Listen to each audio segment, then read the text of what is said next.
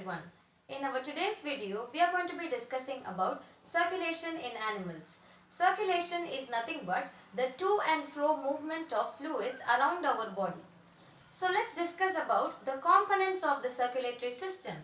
So the circulatory system consists of the blood, heart, and then we also have the blood vessels. Blood is the main circulating medium which is there inside our body. So with the help of the blood only, all the nutrients, waste material is going to be transported to different parts of the body. Now heart, when we talk about the heart is the major pumping organ and it is going to transport the blood or it is going to pump the blood to different parts of the body. And when we talk about the blood vessels, so what are the blood vessels? Blood vessels are nothing but the tubes. Okay, so these are blood vessels are nothing but branched tubes through which the blood is going to be flowing. Okay, so these are the three very main important components of circulatory system in animals. Now let's discuss about each of this topic in detail. So in our today's lecture, we are going to be discussing about blood in detail. So blood is a fluid connective tissue.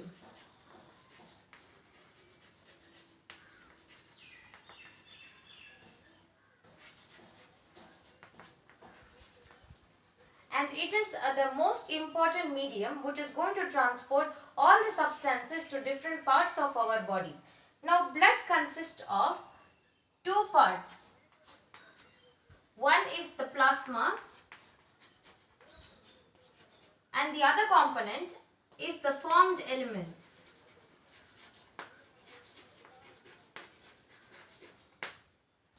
Now what is this plasma? Plasma is nothing but the fluid part of the blood. So the fluid part of the blood is only known as the plasma and it constitutes about 55% of the total blood volume. And plasma is non-cellular.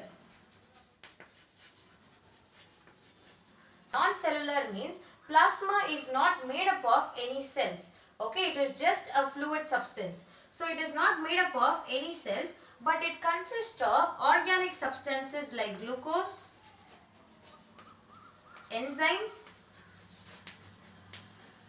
and it also consists of urea, vitamins, minerals and a lot of other organic materials. Now this is about the plasma. Now let's move on to what are the formed elements. All the blood cells will come under the formed elements.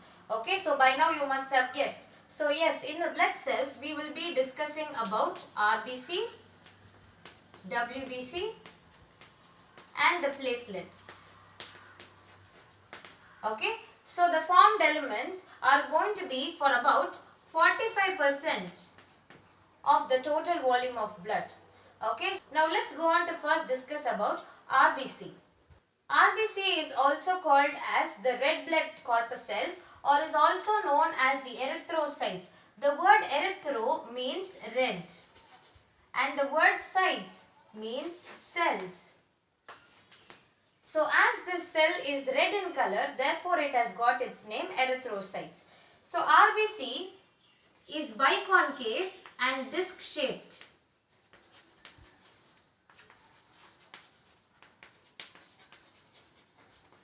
So the shape of RBC is biconcave and it is disc shaped.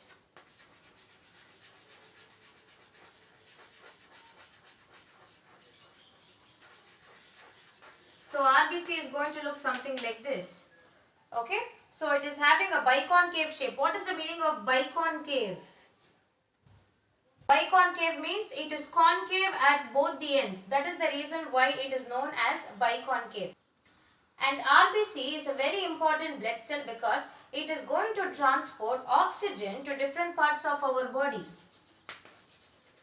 So this is the most important function of RBC. The work of RBC is to transport or carry oxygen to different cells of our body. So how is RBC able to transport oxygen? So RBC is able to transport oxygen with the help of hemoglobin. So what is this hemoglobin? Hemoglobin is nothing but the respiratory pigment.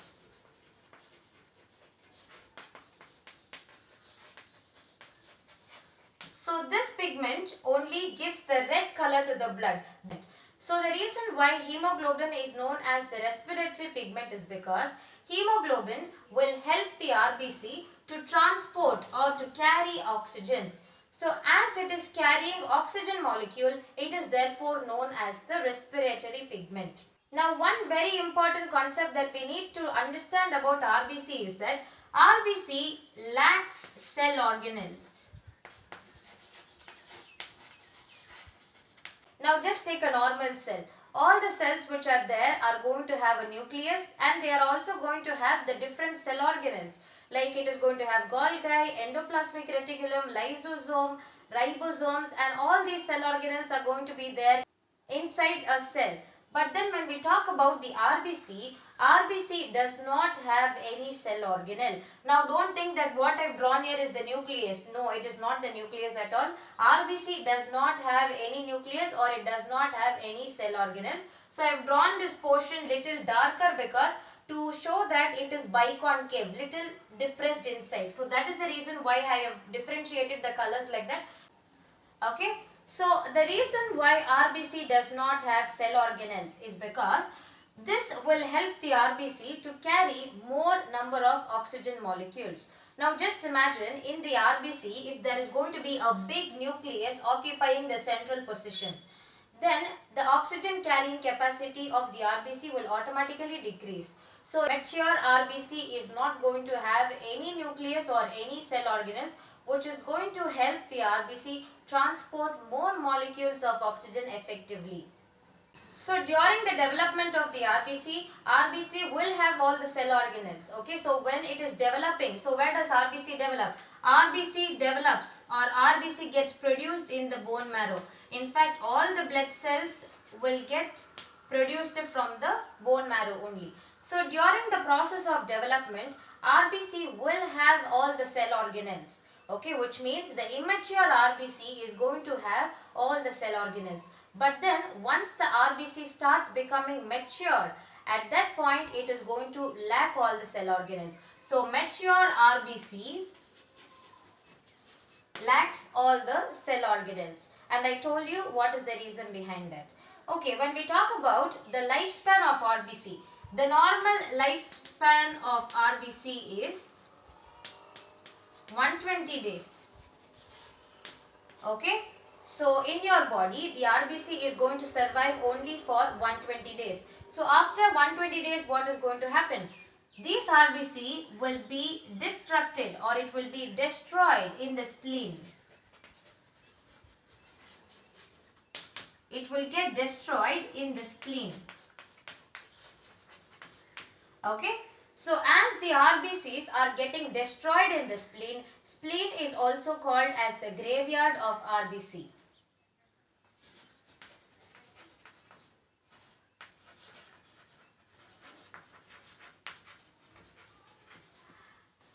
So I hope you understood about the RBC. Now one last thing that we need to discuss is the normal range of RBC.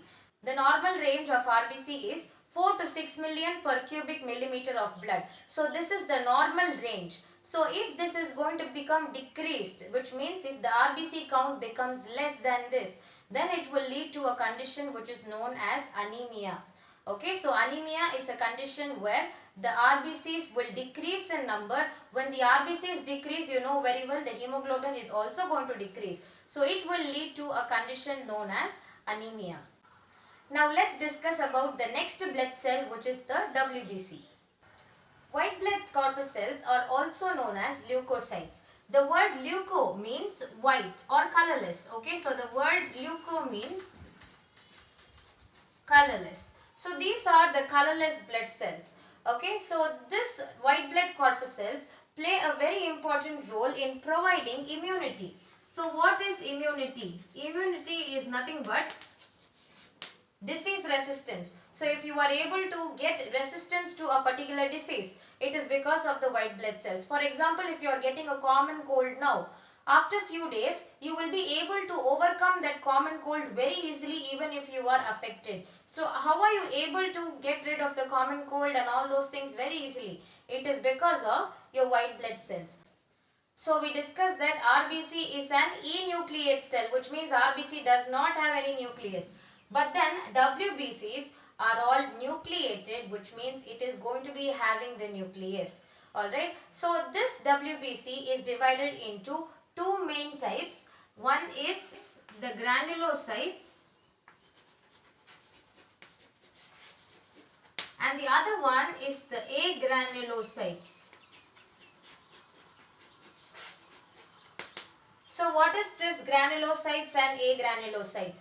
This classification is actually based on whether the granules are going to be present in the cytoplasm of the WBC or not. So if the cytoplasm of the WBC consists of granules, then we will call them as the granulocytes. So if the WBC does not have the granules, then we will call them as agranulocytes. So based on whether it is going to have the granules or not in their cytoplasm, it is classified as granulocytes and the agranulocytes. So under agranulocytes, we are going to be discussing about three types of WBCs. So one is neutrophil.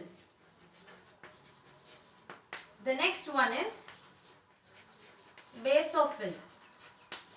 And then the third granulocyte is eosinophil.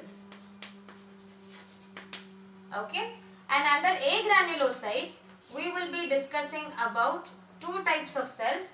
One is lymphocyte and the other one is the monocyte.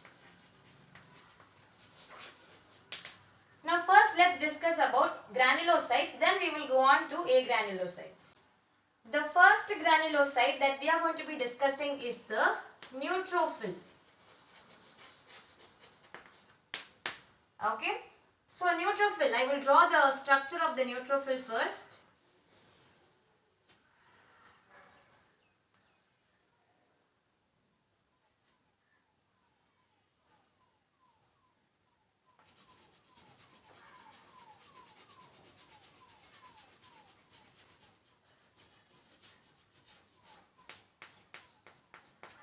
So all the granulocytes are actually going to be differentiated with the shape of the nucleus only. So here if you see, the neutrophil is having a multi-lobed nucleus. Okay, it is, you can see 3 to 4 lobes here. So actually the neutrophils will have 2 to 7 lobes of nucleus.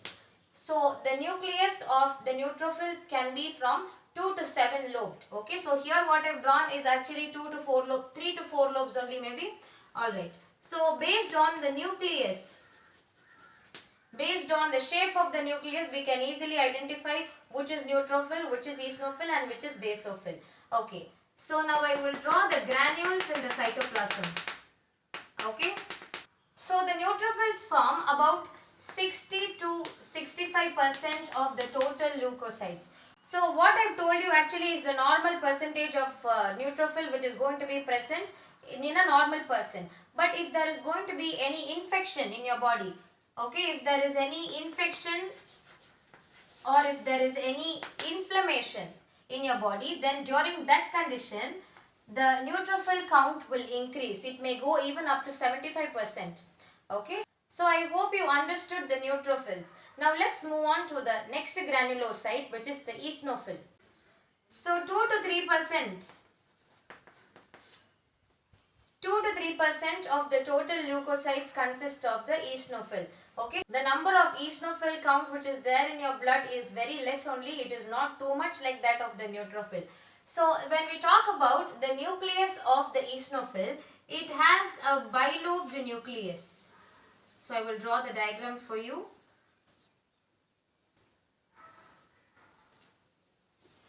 So it has a bilobed nucleus.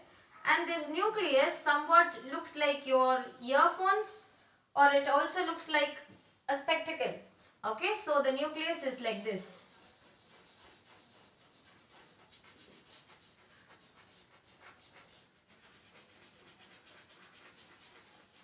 So it's a bilobed nucleus. Okay, and again, very important, in the cytoplasm, granules are supposed to be present. Okay, so when does eosinophil come into action? So eosinophil will come into action when there is any allergic reactions which are happening in your body. So if there is any allergy, what happens is the eosinophil count in your blood will increase. Apart from that, the eosinophil count will also increase during the case of parasitic infections.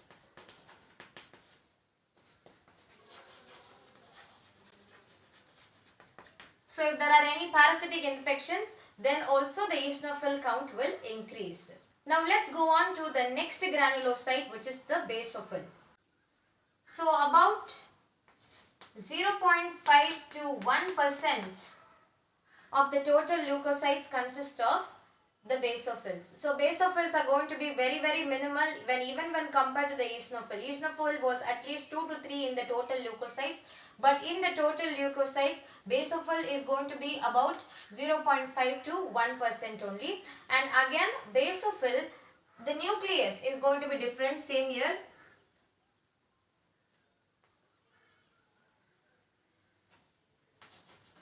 Basophil has lobed nucleus, and the basophil level may increase, or the percent of basophil may increase when there is any inflammation, or again if there is going to be any parasitic infection. In that case, basophil level will also increase.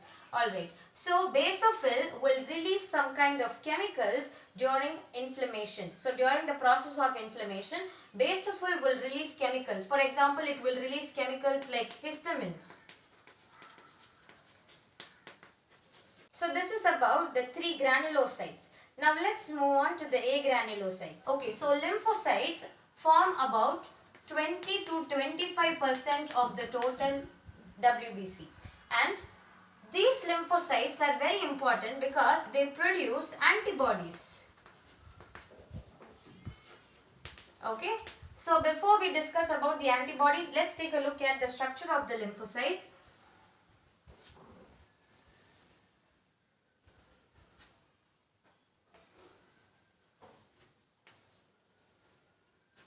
So it's going to have a large nucleus like this.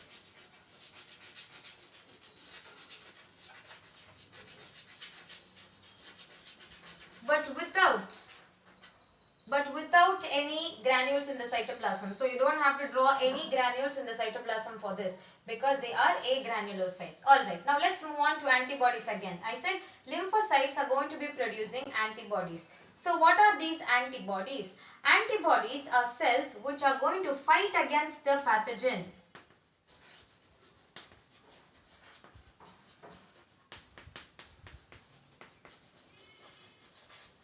So what is a pathogen? Pathogen is nothing but a disease causing microorganism.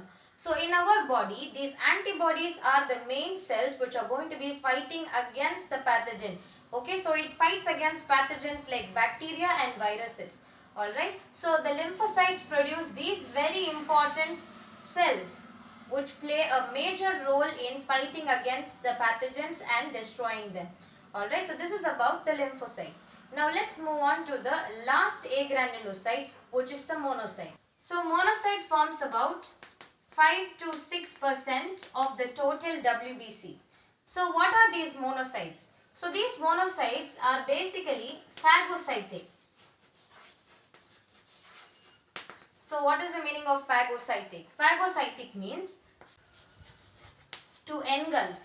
That means these monocytes have the ability to completely swallow.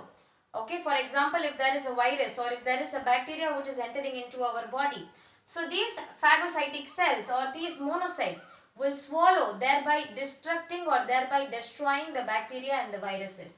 Okay, so this process by which a cell is able to engulf or swallow something, that is only known as phagocyte. Okay, so the word phago means to engulf or to swallow. Okay, so the main work of the monocyte is to help in phagocytosis. That means it will swallow the harmful pathogens which are entering into our body.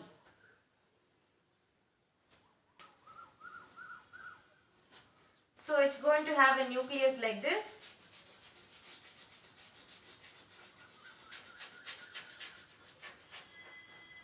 And again,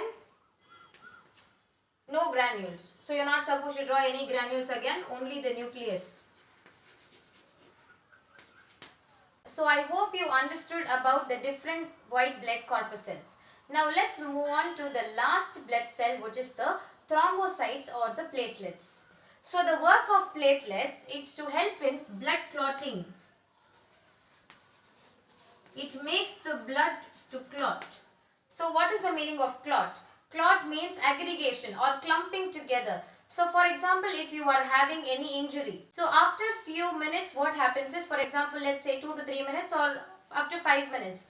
If you have got an injury, after 2 to 3 minutes or up to 5 minutes, what happens is you will stop bleeding.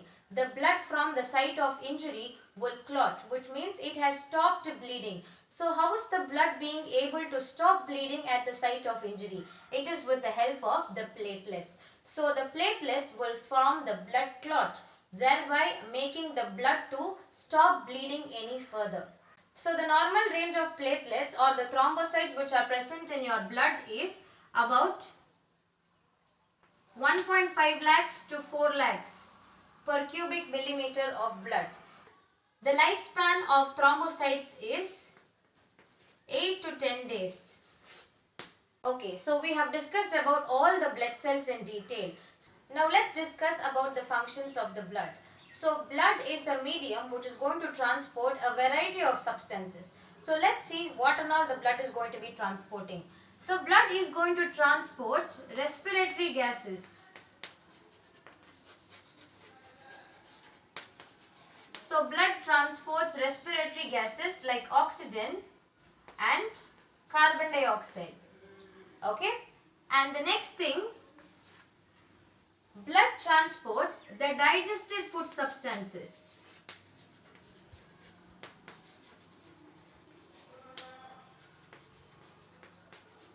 So you know, at the end of digestion we are getting glucose, amino acids and fatty acids. So how are these glucose, amino acids and fatty acids going to different parts of the body? It is with the help of the blood only.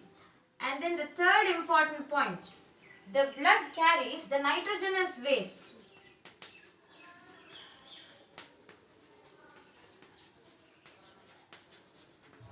The blood carries the nitrogenous waste to our excretory organs so that the nitrogenous waste can be filtered out of our body. So let's take the example of human beings. For human beings, the nitrogenous waste is going to be urea. So the blood will carry the nitrogenous waste which is there to the kidney, and the kidney will filter the nitrogenous waste and send it out as urine. So likewise, the blood will carry nitrogenous waste in different organisms. So when we talk about the nitrogenous waste, it is of three types. We have urea, uric acid and then ammonia. So urea is the excretory product which will be eliminated by the human beings, and the birds will eliminate uric acid as their nitrogenous waste, and ammonia will be eliminated by fishes as their nitrogenous waste. The fourth function is blood helps in transport of hormones. So actually in our next lesson we will be discussing about what are hormones. So hormones are actually chemical substances which are produced at one site and their action is going to be elsewhere. So it has to be transported, right? So who is going to transport the hormones? It is the blood. So blood only will transport the hormones from the site of production to its site of action. So in our next lesson we will discuss about the hormones in detail. Alright. The fifth function of blood is blood helps to maintain the body temperature.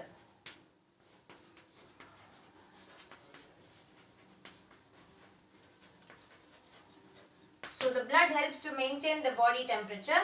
So blood provides